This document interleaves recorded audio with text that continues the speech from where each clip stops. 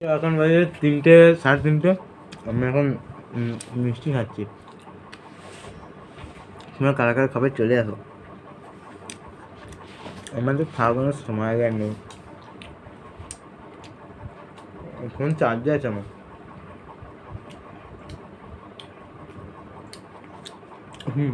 ক ক করছি মানে আমি ভালো আছি। তোমরা ভালো আছো তো? আমি আশা করি তোমাদের ভালোই আছো, কারণ তোমরা ওরা খুব ভিডিও দেখতে চাও না, এটাই রাগ উঠে। এটা লাইক তো দিবে তো ভাই, 2-3টে লাইক তো আবার মনে হচ্ছে আমি দিই মনে হয়। 4-5 জন দেখি নিজের ভিডিওতে নিজেই লাইক দিতে হয়। তোমরা কেউ লাইক দাও? কেউ দেখে তোমাদের কী বলবো তোমরা সাবস্ক্রাইব যারা যারা করেছে তারা তোমরা লাইকই দাও না। তারা যদি লাইক দিত তাহলে মনে হচ্ছে অনেক লাইক হতো। লাইক দেয়নি কেউ, মহাপুরুষ ব্যক্তি সবাই। ভিডিওই ভালো লাগে না। আমি দেখেছি যে আমি যদি মসজিদের ফটো দিয়ে যদি স্টোরি মারি তাহলে অনেকজন সাবস্ক্রাইব করে। হ্যাঁ, আমার কিন্তু হাফ সাবস্ক্রাইব ওইখান থেকে উঠেছে।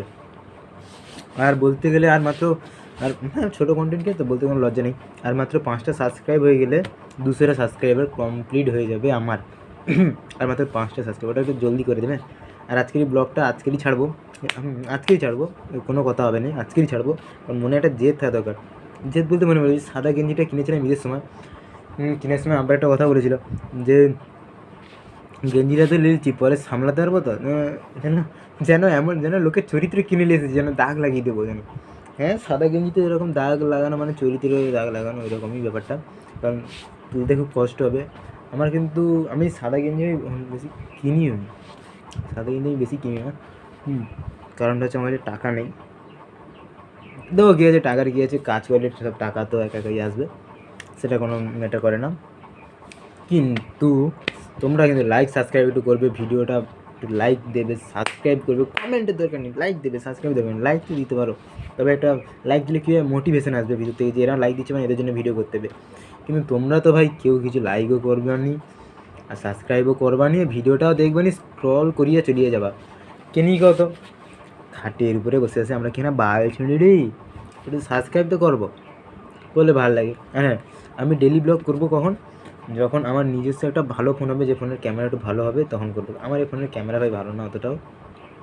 আমি ফটো তুলি যখন আমার দাদার ফোনে তুলি বা বাবার ফোনে তুলি, বন্ধুরা তাহলে তাদের ফোনে তুলি। হ্যাঁ, তোমরা হয়তো অনেকেও বলতে পারো যে তাহলে তাদের ফোনে ভিডিওটা করতে পারো, তাদের ফোন পার্সোনাল ফোন আমাকে যে সবসময় দেবো ডেলি করার জন্য, এটাই হচ্ছে ম্যাটার। আমি চেষ্টা করবো আমার বার্থডে আসার আগে একটা ফোন নেওয়ার, এটা চেষ্টা করবো। দাঁড়ানো ছাগল টাগল ডাকিতে চাই দেখে আসি, কারণ আমাদেরও ছাগল বাইরে আছে। দাঁড়াও রুটি দাও। আমাদের ঘরের তো অবস্থাও ঠিক না, বাও বাইরে রোদও নাই, কিছু নাই।